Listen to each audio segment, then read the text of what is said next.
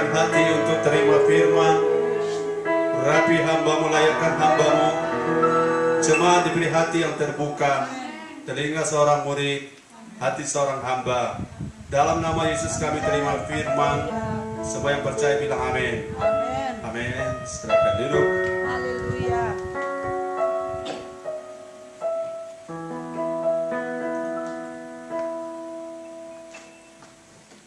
Salam sejahtera dalam kasih Tuhan Yesus Kristus. Saudara-saudara yang diberkati Tuhan, kita bertemu kembali dalam ibadah live streaming hari ini, 12 Juli 2020. Kita berharap kita semua ada terkoneksi dengan sorga, terhubung dengan Bapa di sorga pada saat kita mendengarkan firman Tuhan. Saya ingin berbagi firman dari apa yang Tuhan taruh di hati saya dengan sebuah topik fokus berlari untuk raih pahala surgawi. Fokus berlari untuk raih pahala surgawi. Amin. Haleluya. 1 Korintus 9 ayat 24. Saya ajak kita berdiri bersama. 1 Korintus 9 ayat 24. Seluruh jemaat di tempat di mana saudara beribadah, mari baca sama-sama.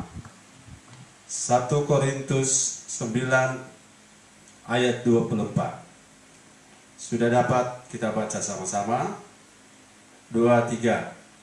Tidak tahukah kamu bahwa dalam gelanggang pertandingan semua peserta turut berlari, tetapi bahwa hanya satu orang saja yang mendapat hadiah? Karena itu larilah begitu rupa sehingga kamu memperolehnya. Puji Tuhan. Silakan dulu. Fokus berlari untuk raih pahala surgawi. Saudara yang diberkati Tuhan, hidup kita ini adalah seperti ada dalam arena perlombaan. Arena perlombaan ini adalah arena perlombaan secara roh. Arena perlombaan secara rohani. Pada minggu lalu saya sudah sampaikan tentang fokuslah membangun manusia roh. Karena yang sedang berlomba ini adalah sisi dimensi manusia roh kita. Bapak Ibu yang diberkati saudara sekalian, dalam gelanggang pertandingan semua peserta turut berlari, atau semua peserta wajib berlari. Semua peserta harus berlari, ya. Kita ada dalam perlombaan gelanggang pertandingan.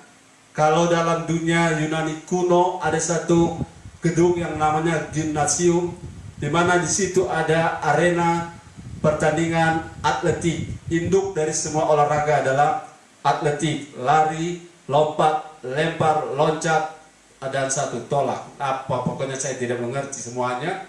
Tapi atletik adalah induk dari semua olahraga.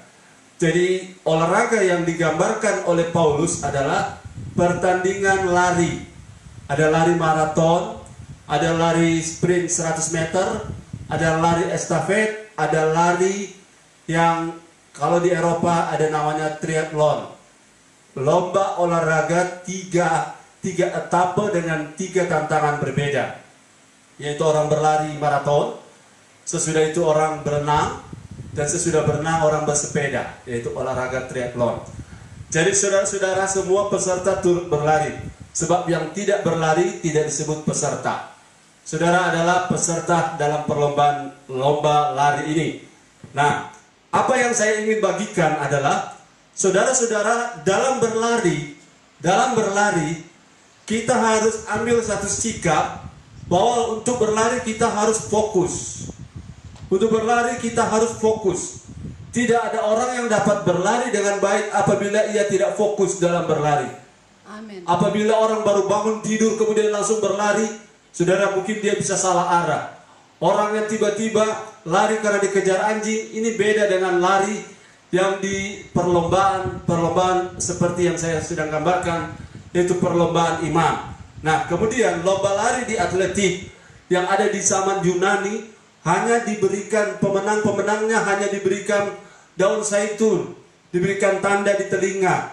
Karena hampir kebanyakan yang disuruh lomba lari ini Mereka lomba hanya untuk jadi tontonan, hanya untuk menjadi kesenangan para pembesar-pembesar, untuk mereka lari dan dinikmati. Bahkan ada yang lebih berat lagi, lomba yang namanya gladiator.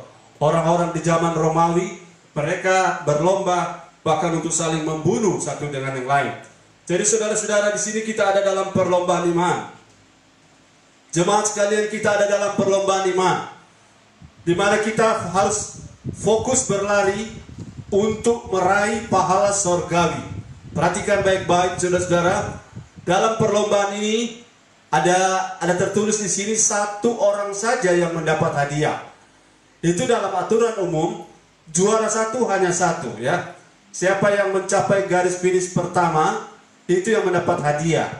Tetapi kalau saudara perhatikan, ayat ini mengatakan, karena itu larilah begitu rupa, sehingga kamu, kata kamu ini, kamu memperolehnya. Berarti saudara-saudara, ada pemenang lebih dari satu, ya. Pemenang yang lebih dari satu. Berarti kemungkinan bahwa kalau kita berlari dengan cara yang benar, kita berlari sambil fokus kepada tujuan, maka saudara-saudara, waktu tiba di finish, kita bisa tiba pada titik atau pada detik yang sama. Nah, kalau saudara ada dua peserta tiba pada detik yang sama, maka yang menjadi urusan adalah panitia menyediakan dua hadiah, atau dua piala, atau dua mahkota. Itu urusannya Tuhan. Yang pasti kita semua pastikan bahwa kita harus berlari dengan kualitas berlari yang sesuai dengan apa yang Tuhan mau. Saudara-saudara yang diberkati oleh Tuhan, dalam perlombaan ini saya punya kalimat yang sudah dikutip oleh beberapa orang. Kalau dengan orang berlari saja, ya, kita berlari dengan orang berlari, kita masih bisa ketinggalan.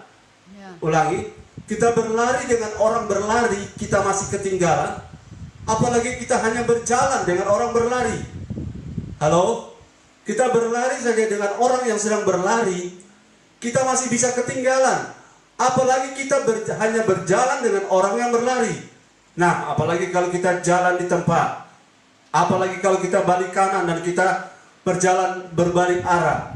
Jadi berlari dengan orang berlari, kita masih bisa ketinggalan. Bapak Ibu yang diberkati oleh Tuhan, mungkin kalau saudara lihat di sini biasa-biasa saja, ya. Kalau kita lihat di Manado, kalau skala, kalau kita punya wawasan berpikir atau kita punya kemampuan untuk melihat dunia hanya Manado, maka saudara akan rasa biasa-biasa saja. Tetapi di Afrika, benua hitam itu, sekarang sedang terjadi kegerakan besar, di mana ada gereja yang saya tidak tahu saudara persisnya di kota apa, tapi ada hamba Tuhan dengan gerejanya, jemaatnya 3 juta, ya, kalau tidak salah. Dan orang-orang pergi beribadah dengan ruangan ibadah sebesar panjangnya 3 km. Jadi kalau 3 km dari Malalayang sampai bahu lewat, ya, sampai di situ kita akan melihat ada banyak sekali orang bisa beribadah bersama-sama. Ada banyak sekali orang bisa beribadah dengan jumlah yang banyak. Kalau kita hanya fokus kepada apa yang kita lihat sekarang di sini, haleluya. Kalau kita hanya lihat dengan apa yang nampak pada mata kita, kita rasa sudah hebat, kita sudah luar biasa. Tapi saudara-saudara bisa bayangkan dah, sekarang ada orang yang tiada hari tanpa cari Tuhan, tiada hari tanpa baca firman, tiada hari tanpa melihat mujizatnya Tuhan.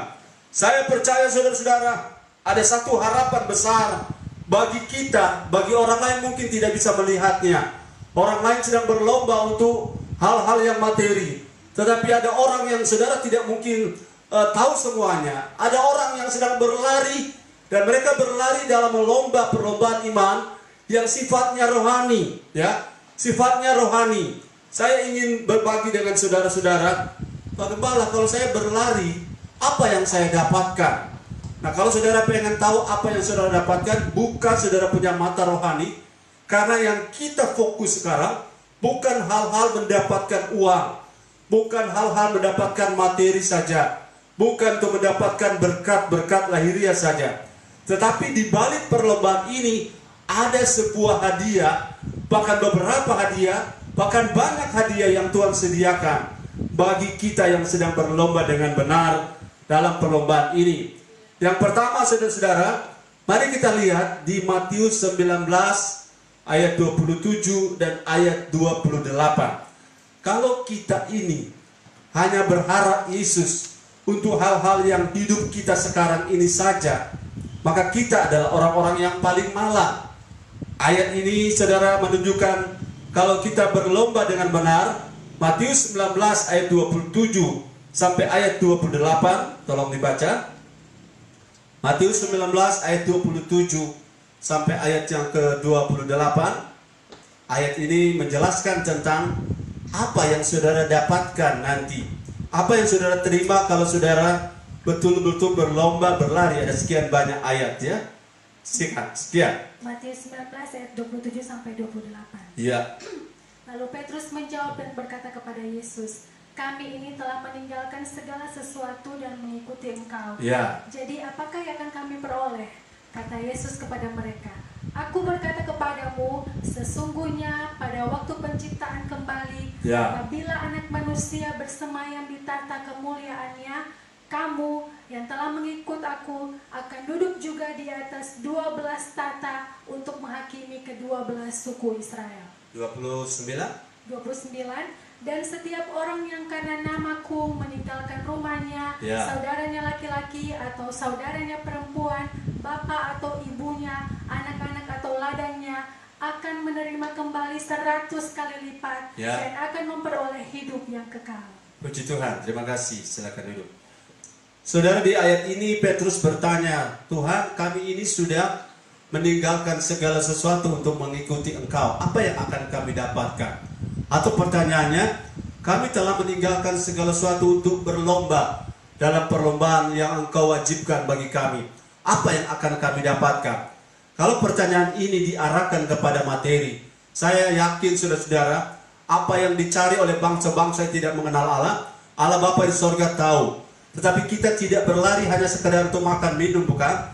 Kita tidak sekedar berlari hanya untuk dapat berkat-berkat jasmani, bukan? Kita tidak hanya berlari untuk dapatkan apa yang nilainya sementara. Ingat firman Tuhan kemarin, bahwa penderitaan ringan sekarang ini,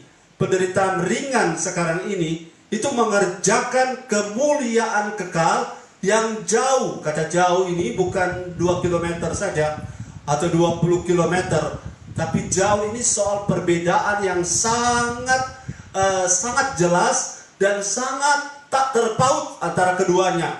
Jadi jauh lebih ada sesuatu yang sifatnya saudara-saudara antara langit dan bumi. Apa yang Allah sediakan? Yaitu kemuliaan. Kalau kita lihat saudara, memang kemuliaan, kalau saya bicara dengan saudara atau saya belajar secara pribadi, kita punya kata kemuliaan, kita hanya terarah kepada seperti emas, berlian, permata. Kemuliaan yang sifatnya mengkilat, mewah, dan lain-lain. Tetapi semua itu, saudara, saya kasih perbandingan. Emas murni di dunia, di sorga hanya untuk lantai. Ya. Emas murni di dunia, di sorga hanya untuk lantai. Emas, berlian, permata, di sana hanya untuk bahan bangunan. Jadi saudara, betapa, jadi kalau emasnya kita itu di sana, kayaknya seperti lantai atau tanah, bagaimana emasnya sorga? Bagaimana permatanya sorga di kita, ya? Saudara-saudara, ini perbandingan yang kalau saya pakai bahasa dalam Korintus, ini yang sering orang gunakan. Apa yang belum pernah dilihat oleh mata, apa yang belum pernah didengar oleh telinga. Tapi ayat ini konteksnya adalah soal hikmat Allah.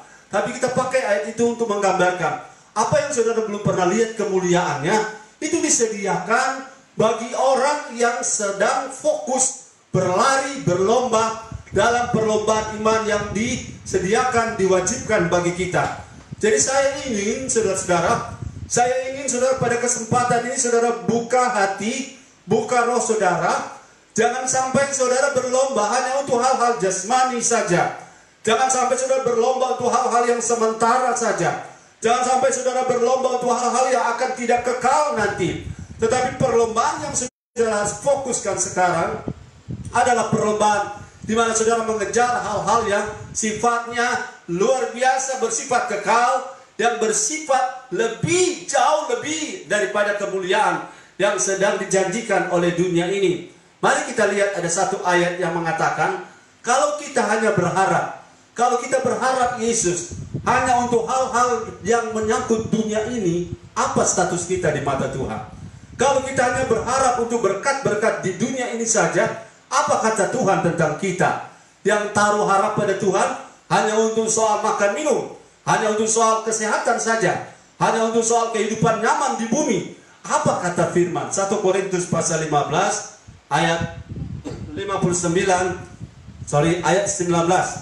1 Korintus 15 ayat 19. Tolong dibaca 1 Korintus 15 ayat 19. Haleluya. Saya percaya saudara-saudara, perlombaan ini sifatnya rohani, sifatnya spiritual, sifatnya kekal. Sehingga ayat ini bilang 1 Korintus 15 ayat yang ke-29. 1 Korintus 15 ayat 29. Jika tidak demikian, apakah faedahnya perbuatan orang-orang yang ayat 19, sorry. Ayat 19. Jikalau kita hanya dalam hidup ini saja menaruh pengharapan pada Kristus, maka kita adalah orang-orang yang paling malang dari segala manusia. Kita adalah orang-orang yang paling malang dari segala manusia. Kalau apa?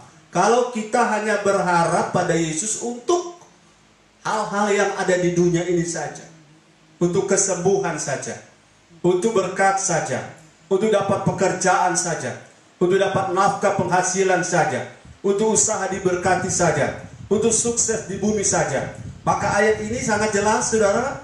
Kalau kita orang-orang sekualitas orang-orang seperti ini, yang hanya berharap Yesus untuk hal-hal yang duniawi, yang ada duniawi yang dosa, tetapi ada duniawi yang sifatnya material, yaitu makan, minum, pakai, dan sebagainya yang kita butuhkan. Kalau hidup saudara dan saya hanya difokuskan berharap pada Tuhan, hanya berharap untuk supaya berkat-berkat di bumi ini saja, apa kata ayat itu?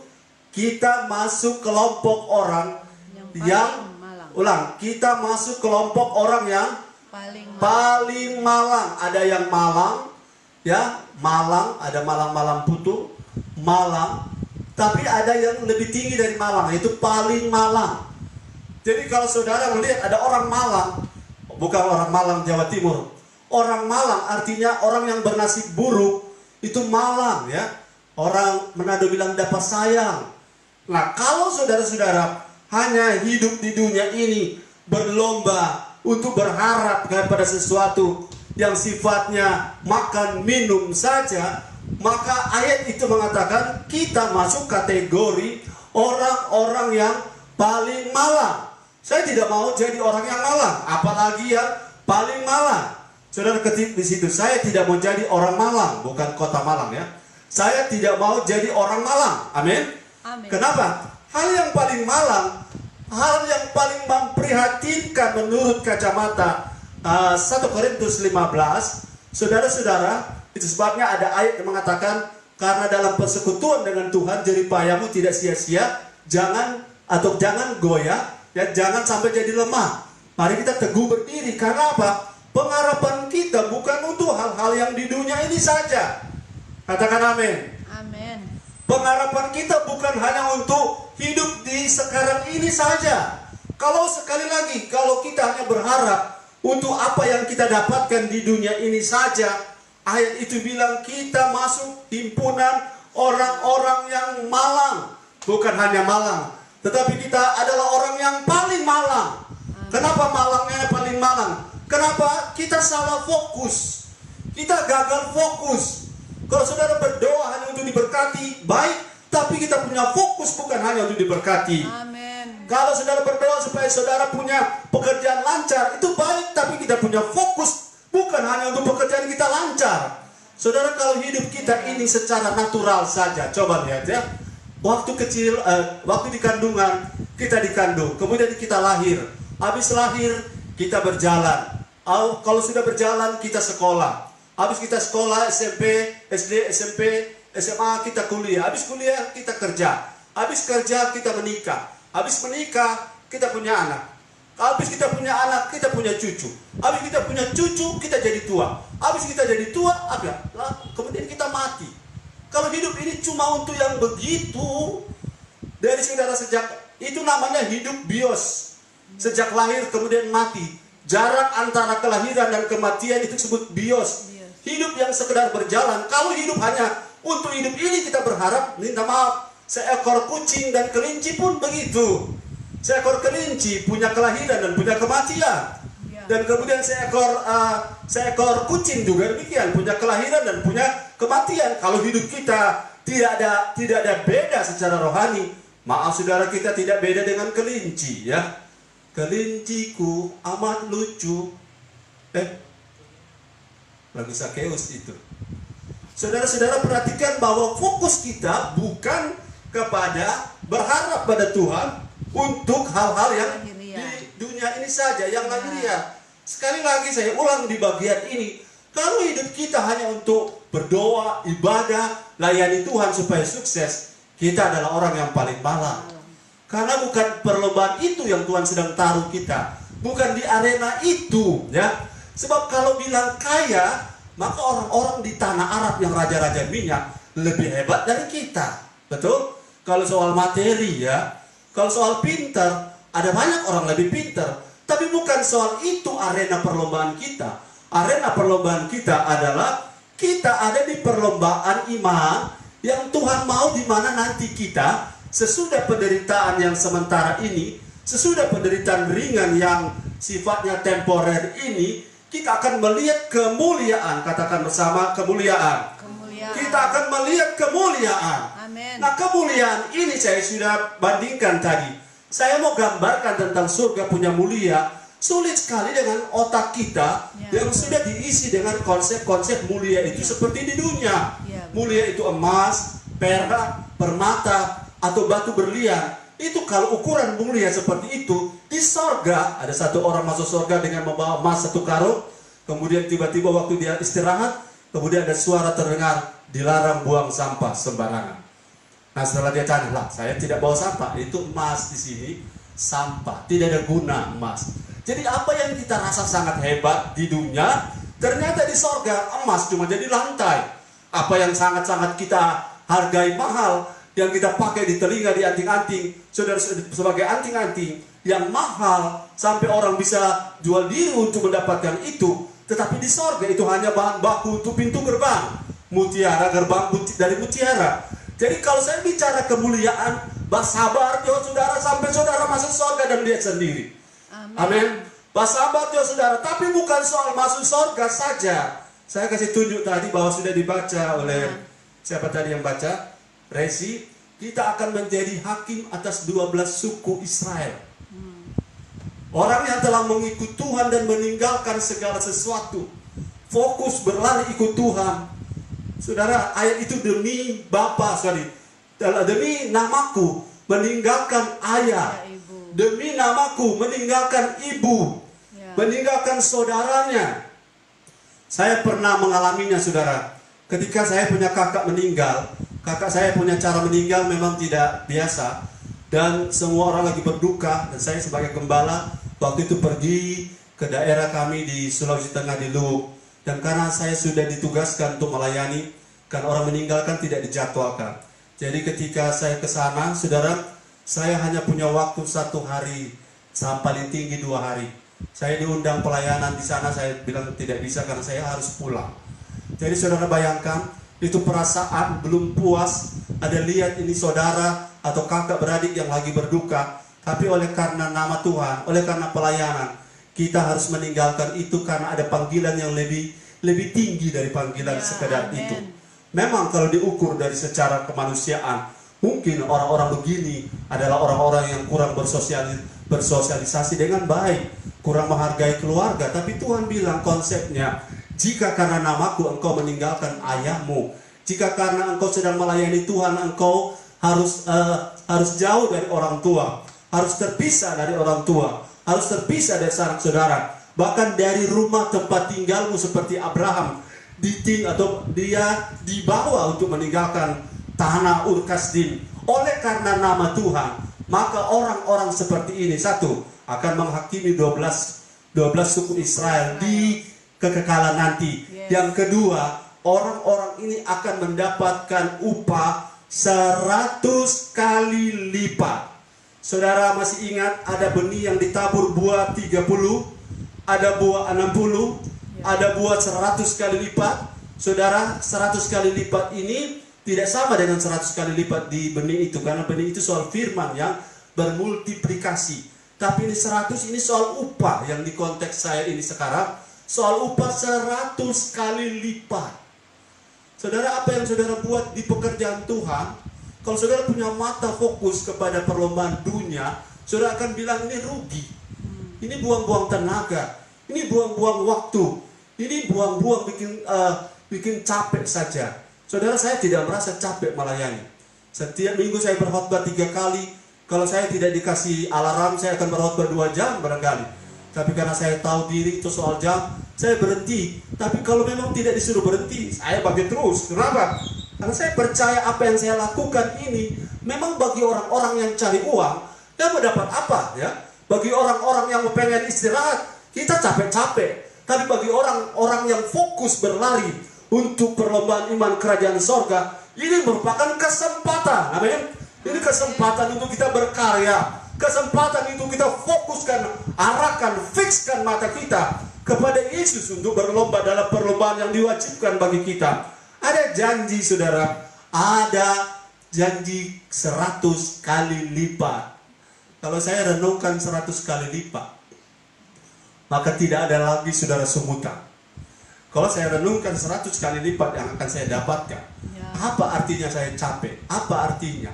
Apa artinya saya harus harus terpaksa berjuang sendiri, berjuang hanya suami istri? Apa artinya pengorbanan itu dibanding dengan kemuliaan yang 100 kali lipat itu? 2 kali lipat saja sudah hebat, 10 kali lipat saja sudah dahsyat.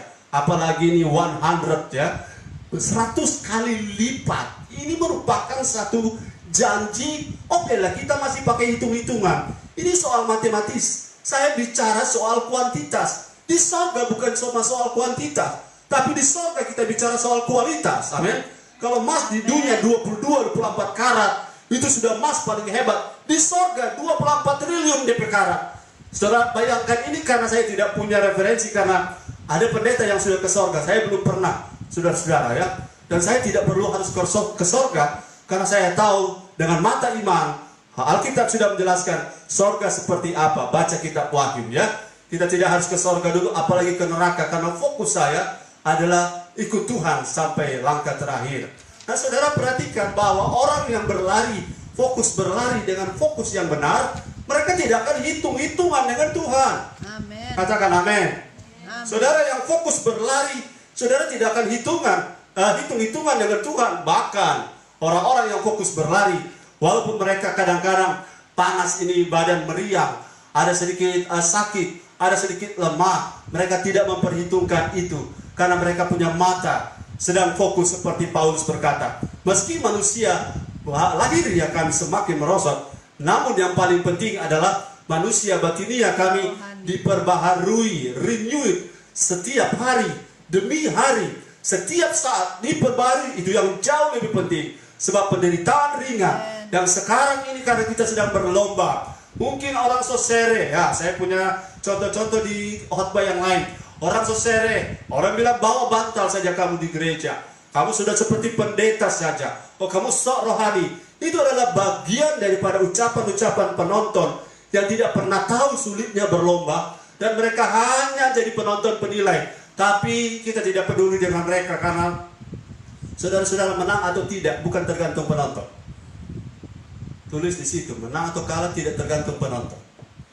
Penonton boleh lempar botol aqua, penonton boleh lempar orang punya donat. Kalau orang lempar pas kena kotoran mulut, puji Tuhan, makan saja. Kenapa? Karena fokus dari perlombaan ini yang akan membuat menang atau kalah adalah diri kita sendiri. Amin. Kalau orang ngomong dan kita jadi lemah, kita akan kalah. Kalau orang menguatkan kita, tapi kita juga tidak akan maju, tidak mau maju, kita tidak akan mengalami dampak apa-apa. Jadi penonton itu banyak ya. Biasanya pemain bola kaki itu para penonton lebih hebat dalam mengatur strategi. Skop begini, skop begitu menurut orang. tapi pemainnya rasa DP susah, yang sebenarnya adalah pemain. Saudara dan saya adalah pemain. Amin. Saudara dan saya adalah pelari. Sekarang kalau kita cuma bayangkan saja secara kuantitas, Tuhan akan ganjar air matamu yang 100 kali lipat. Air mata yang mana, Pak Gembala? Air mata ketika engkau mendoakan anakmu, air mata ketika engkau mendoakan orang tuamu, air mata ketika engkau mendoakan jemaatmu, air mata ketika engkau mendoakan orang-orang terhilang. Apa yang engkau curahkan itu, Tuhan akan tampung di kirbat, dan Tuhan akan takar itu, dan Tuhan akan beri upah padamu 100 kali lipat. Halo, ini tidak lahiriah, tidak duniawi ini ya. Oh, sudah terlalu duniawi kalau kita dapat janji-janji. Memang Alkitab yang bilang bahwa orang yang tinggalkan orang tua, ayah ibunya demi namaku, rumah tempat tinggalnya, kakak adiknya demi namaku, akan mendapat 100 kali lipat. Saya tidak pernah ragu dengan Alkitab, karena apa yang Alkitab katakan itu ja dan amin. Makanya jemaat yang saudara-saudara kalau rasa sesuatu saat dengar firman, katakan yes, amin, haleluya, katakan haleluya, puji Tuhan. Tidak usah tunggu gembala tanya atau gembala bilang katakan haleluya. Akhirnya saudara, saya tunggu-tunggu sudah punya haleluya tidak datang, saya jadi kurang semangat. No, kita respon pribadi firman, amin. Kita respon pribadi, yes, amin, haleluya, betul itu Tuhan. Kenapa? Ini firman yang ngomong Tuhan, amin. Kalau Tuhan yang ngomong, tidak mungkin saudara menghormati Tuhan kalau saudara tidak hormati firman-Nya. Firman ini adalah Tuhan. Pada mulanya adalah firman, firman bersama-sama dengan Allah, dan firman itu adalah Allah, dan itu adalah Yesus. Jadi kalau dia bicara, saudara hormati, saudara respect, respon, saudara sedang menghormati Tuhan. Bukan hanya saat menyanyi, amin. Bukan saja saat saudara menyembah, saudara menghormati Tuhan. Saat dengar firman, buka mulut, katakan apa yang saudara mau katakan, ketik di situ apa yang saudara mau ketik. Karena itu juga saya lakukan untuk orang yang melayani saya. Saya respon karena itu akan berpengaruh pada roh saya. Dan saya punya roh ini makan dengan cara, saudara kalau makan nasi buka mulut tak? Saudara, ada orang yang boleh Pak Pendeta saya mau makan tapi tidak mau buka mulut. Boleh. Bagaimana cara? Cucu pakai infus. Ya, saudara mau makan firman, amin. Buka mulutnya, amin. Buka mulutnya, karena mulut itu adalah jendela, pintu untuk menuju hatimu. Haleluya. Karena apa-apa yang engkau respon itu pasti akan tertera, terpatri, tertulis di rohmu, di loh hatimu. Apa-apa yang engkau respon. Nah, 100 kali lipat ini luar biasa. Saya bacakan secara sprint, secara cepat-cepat ya. Dalam Wahyu pasal 2, barang siapa menang. Ayat 7, barang siapa menang. Ini dalam perlombaan Tuhan yang ngomong, barang siapa menang. Wahyu 2 ayat 7. Siapa baca silakan. Wahyu 2 ayat 7. Siapa bertelinga hendaklah ia, Wahyu 2 ayat 7. Oh ya benar ya. Siapa bertelinga hendaklah ia mendengarkan apa yang dikatakan Roh kepada jemaat-jemaat. Barang siapa menang, dia akan kuberi makan dari pohon kehidupan yang ada di taman Firdaus Allah. Wahyu 2 ayat 7. Barang siapa menang, ia akan makan dari pohon kehidupan di sorga. Saudara tahu buah kehidupan pada waktu Adam dan Hawa jatuh dalam dosa, ada pohon pengetahuan baik dan jahat, itu dimakan oleh Hawa, diberikan kepada Adam. Oleh karena itu mereka punya mata terbuka dan tahu membedakan baik dan jahat. Tapi ada satu pohon lagi, yaitu namanya pohon kehidupan. Dan pohon ini saudara-saudara, oleh Tuhan sebelum Adam dan Hawa mengambil buah itu agar mereka tidak hidup kekal selamanya dalam pengertian tidak mati-mati, maka Allah mengeluarkan mereka dari Taman Eden dan membuat pohon kehidupan itu dijaga. Taman Eden dijaga dengan keruk, dengan pedang yang menyambar-nyambar. Kenapa? Pohon kehidupan itu kalau dimakan, maka saudara-saudara, buah kehidupan dari pohon itu akan membuat seseorang hidup kekal untuk selama-lamanya dan dalam kualitas seperti hidupnya Allah. Kualitas hidupnya hidup seperti Allah. Dalam bukan arti maha kuasa, bukan maha tahu, bukan maha hadir, tetapi keindahan hidup seperti hidupnya Allah itu akan dimiliki orang yang menang.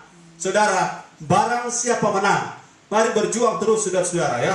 Kalau cuma untuk hidup yang sekarang ini, orang berharap paling tidak cuma kita memiliki rumah, kendaraan, pekerjaan, makan, minum, selebihnya, saudara-saudara, tidak ada lagi yang lebih hebat daripada itu. Ya, kalau mau bilang beli mobil, ada yang lebih mahal, tapi tetap dia punya ban juga berputar. Yang bola belakang tidak bisa melambung bola depan. Sama, saudara-saudara, rumah sehebat apapun tetap harus disapu setiap hari.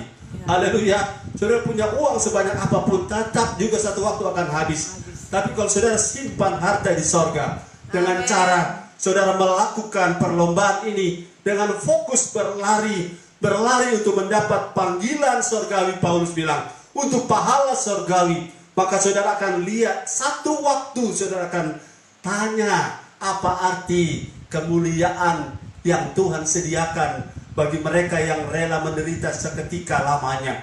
Rela menderita seketika lamanya adalah konteks ketika kita di garis start sampai di garis finish. Kita tidak sebebas dengan orang lain.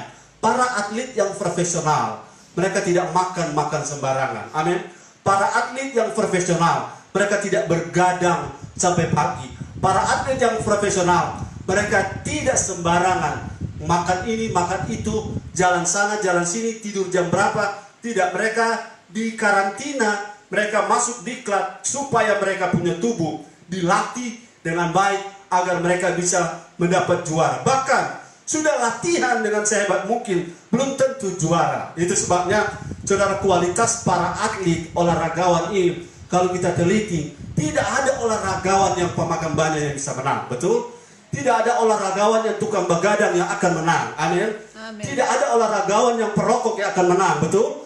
Coba cek, coba periksa. Tidak ada olahragawan yang peminum yang akan berhasil. Itu sebabnya ini contoh sederhana. Berlarilah dengan fokus kepada upah yang menanti kita di sorga. Kalau kita jadi anggota gereja abal-abal, kita tidak bisa berharap pahala sorgawi. Amin.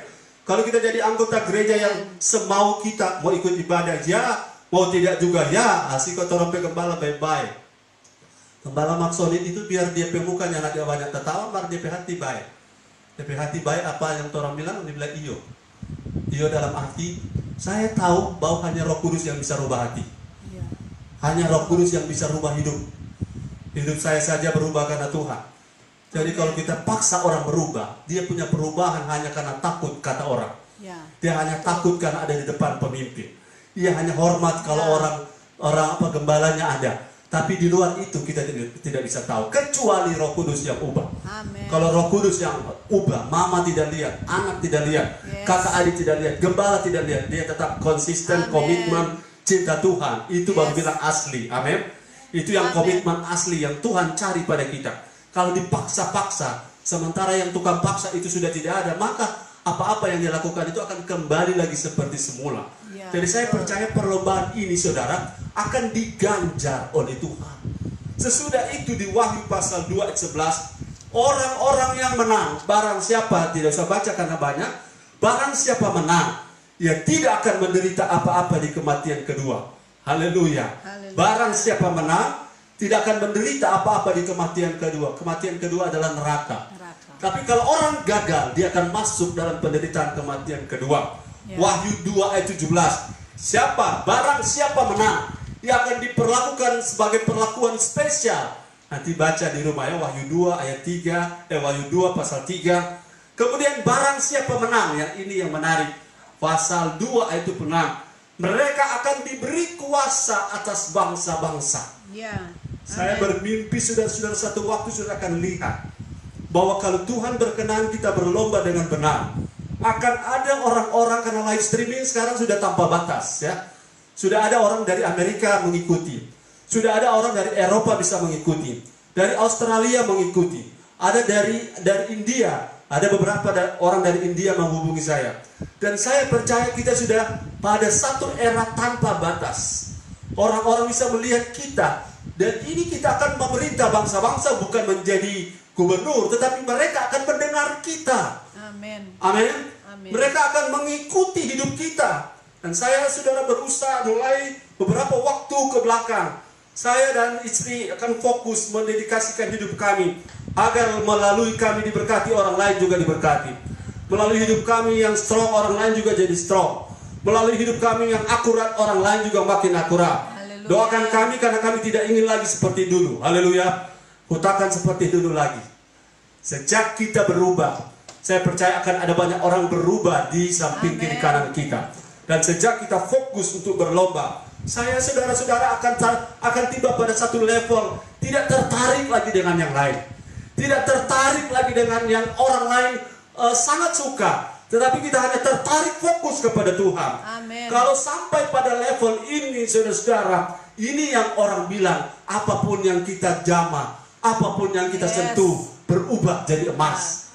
Saudara mau, apapun yang saudara kerjakan, orang lain merasa berat, saudara akan ubah itu jadi kesempatan. Amen. Orang lain rupa susah, ini jual pisang goreng dari dulu nak maju-maju. Tapi kalau saudara jual pisang goreng karena saudara hidup akurat, maka saudara akan berubah menjadi perusahaan pisang goreng internasional. Kasih nama saudara pisang goreng Solid Manopo. Haleluya. Kenapa? Apapun yang engkau jamah, apapun yang engkau sentuh, berubah menjadi emas. Itu bahasa yang menantang saya. Haleluya. Sehingga kita fokus sekarang berlari, saudara-saudara. Oke, kita tidak punya nama di dunia, no problem. Kita tidak punya banyak orang yang mendukung, no problem. Yang paling penting Tuhan dukung kita. Amin. Kalau Tuhan berkenan pada seseorang, musuh pun didamaikan. Jadi arah kita sekarang fokus berlari.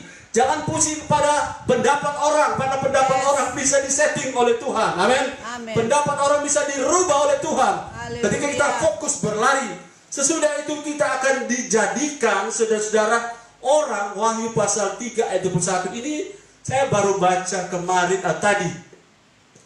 Ada janji. Ini sebenarnya mustahil, tapi ada janji. Wahyu 3 ayat 21 ya. Ayat yang ke-21. Coba lihat, ini dari sekian janji, satu ini saya izinkan baca supaya saudara dengar baik-baik. Barang siapa menang, ia akan kududukan bersama-sama dengan aku di atas takhtaku, sebagaimana aku pun telah menang dan duduk bersama-sama dengan Bapakku di atas takhtanya. Haleluya. Haleluya. Ada kemungkinan terbuka, ada orang-orang karena kerajaan Allah meninggalkan ayah ibunya. Dr. John Sung, obor Asia, penginjil Asia. Dia memiliki berapa gelar doktor. Pada waktu dia pulang dari Amerika, di perjalanan di kapal laut, dia buang semua ijazah-ijazahnya ke laut. Kenapa? Karena hidupnya hanya untuk Yesus saja. Amen. Tidak mudah, saudara. Pendeta-pendeta di zaman tahun 60-an ke bawah, mereka yang tadinya kepala bank, mereka tinggalkan dan mereka jadi hamba Tuhan full time. Dan mereka ada yang kepala sekolah, tinggalkan kepala sekolahnya, mereka jadi hamba Tuhan full time. Dan ada yang jaksa, mereka tinggalkan jaksa. Ada yang tentara, tinggalkan. Dan mereka, saya percaya saudara, sekarang zaman sudah berubah.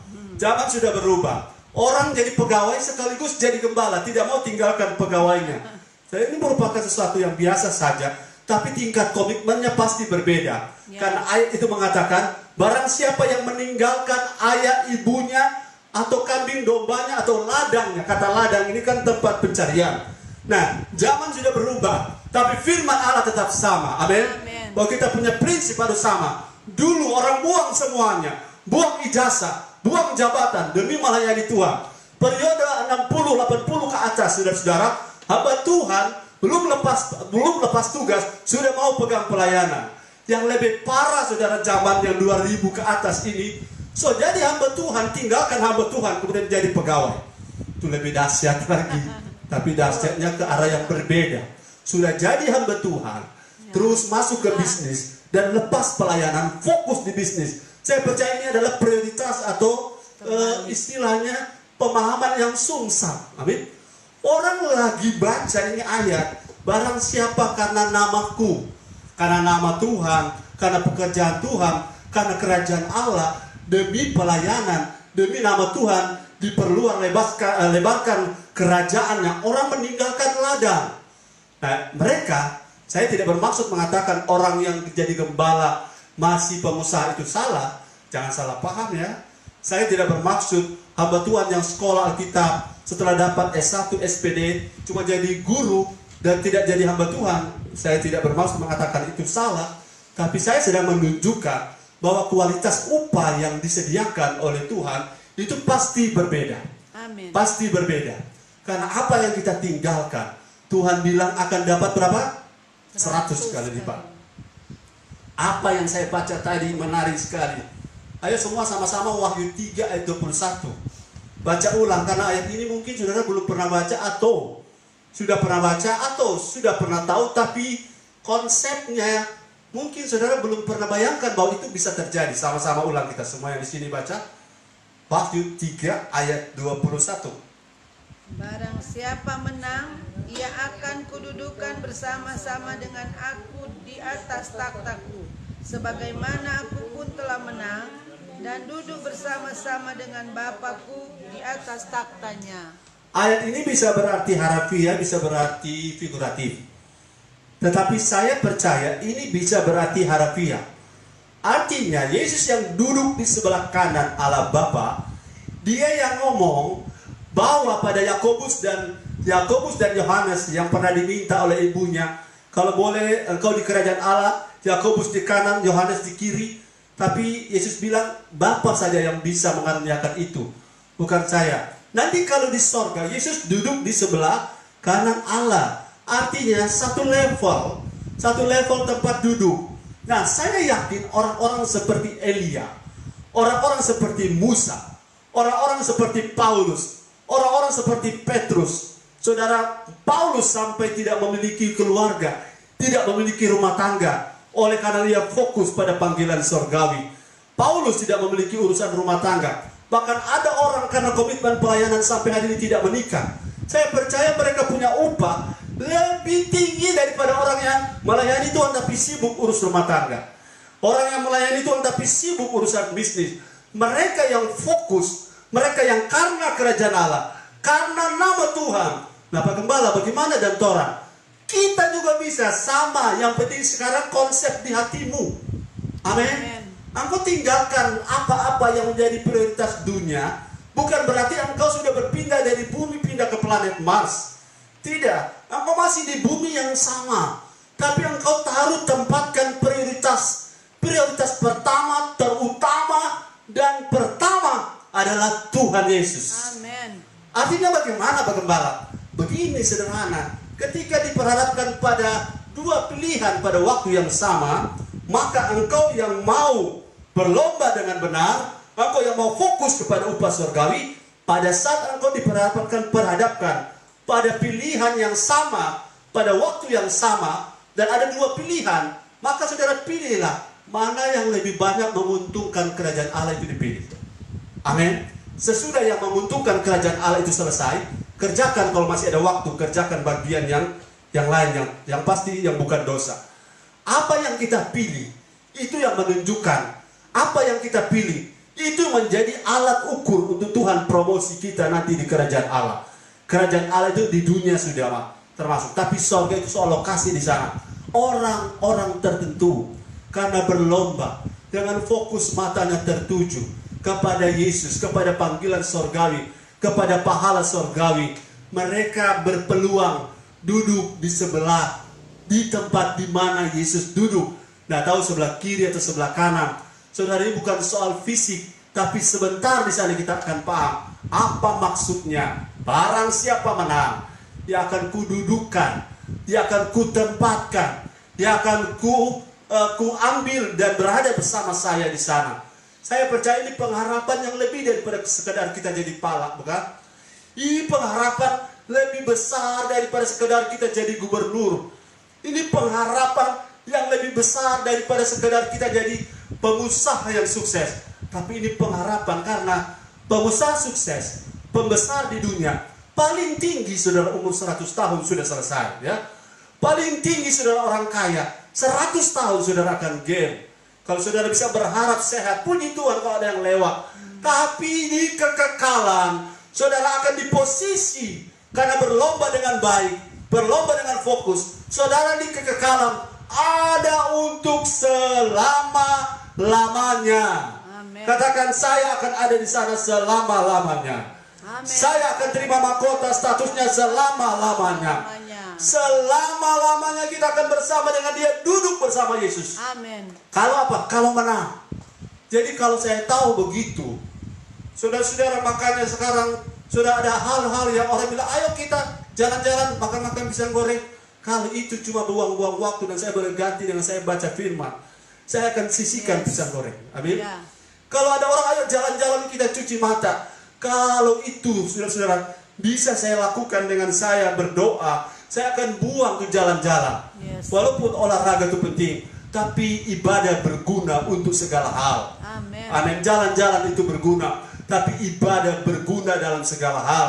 Baik untuk hidup yang sekarang ini maupun untuk hidup yang akan datang. Kalau saudara mulai setting, saudara punya mindset, saudara taruh di otak ini, saya akan jadi orang yang paling malang kalau saya hanya fokus untuk hidup berharap pada Yesus hanya untuk kepentingan selama saya hidup di dunia ini saja. Sebab sesudah hidup di dunia yang maksimal, bercita-cita 100 tahun, sesudah itu kita akan berhadapan dengan kekekalan yang tak ada. Kata matematikanya tak terhingga, tak terbayangkan waktu kita bersama Tuhan. Dan waktu-waktu itu luar biasa. Waktu-waktu di kekekalan ditentukan oleh waktu kita yang pendek sekarang ini. Ditentukan oleh waktu-waktu yang relatif singkat yang sedang kita jalani. Bagaimana kita bereaksi, bagaimana kita bersikap, bagaimana kita bertindak sekarang, bagaimana kita berlomba sekarang. Ini akan menjadi alat tukar nanti di kekekalan. Ini akan ditransfer di kekekalan. Apa yang akan kita terima di sana. Jadi saya harap jemaat fokus terus berlomba dalam perlombaan rohani, bukan dalam perlombaan lahiriah. Orang yang berlomba dalam perlombaan rohani tidak bersaing secara negatif. Amin. Orang yang berlomba dalam perlombaan iman tidak iri hati dengan orang lain. Orang yang berlomba dalam perlombaan iman, yang semakin dia fokus, dia akan semakin nampak wajah Tuhan, bukan wajah orang lain. Nampak wajah Yesus, bukan nampak orang lain di matanya. Jadi saudara-saudara, saya sedang berusaha menyelesaikan ini, tetapi saya percaya ada waktu Tuhan akan kasih pada kita. Tapi saya baca ayat terakhir, Matius 19, semuanya baca. Matius 19 ayat 30. Ayo, ayat yang terakhir, Matius 19 ayat 30. Ulangi saudara-saudara, kalau kita hanya berharap pada Yesus untuk hal-hal di dunia ini saja yang sementara, yang maksimalnya umur 100 tahun, maka kita adalah orang-orang yang paling malang. Tetapi oleh karena kita sekarang fokus untuk berlomba dalam perlombaan iman, kita arahkan mata kita ke Tuhan Yesus yang sedang menanti kita di ujung perjalanan di sorga sana. Sekarang ayat terakhir yang saudara akan renungkan sebelum saya berkhotbah di kesempatan berikut. Ayat ini, ayat 30, sama-sama 2, 3. Tetapi banyak orang yang terdahulu akan menjadi yang terakhir, dan yang terakhir akan menjadi yang terdahulu. Tetapi banyak orang yang terdahulu sementara berlari dia di muka. Tapi kemudian yang terdahulu ini menjadi belakang. Kemudian orang yang tadinya kita tahu di belakang, terkemudian sekarang dia menjadi terdahulu. Saudara-saudara, bagaimana ini terjadi? Saudara ikuti saya pada hari Rabu nanti. Tuhan Yesus memberkati. Amin. Amin. Haleluya, kemuliaan bagi Tuhan Yesus. Haleluya. Bapa, kami berdoa kiranya Tuhan memberkati firman ini. Kami mau berjuang terus sampai langkah terakhir. Kami berjuang sampai kami tiba di tujuan. Di garis finish bersama Tuhan. Kami punya mata tidak lihat kiri kanan, tapi fokus fix kepada Yesus yang ada di ujung perjalanan ini. Dalam nama Yesus, haleluya. Amin. Amin. Ada lagu lama kita nyanyi, F. Sebelum saya serahkan nada F, kita nyanyi. Berjuang sampai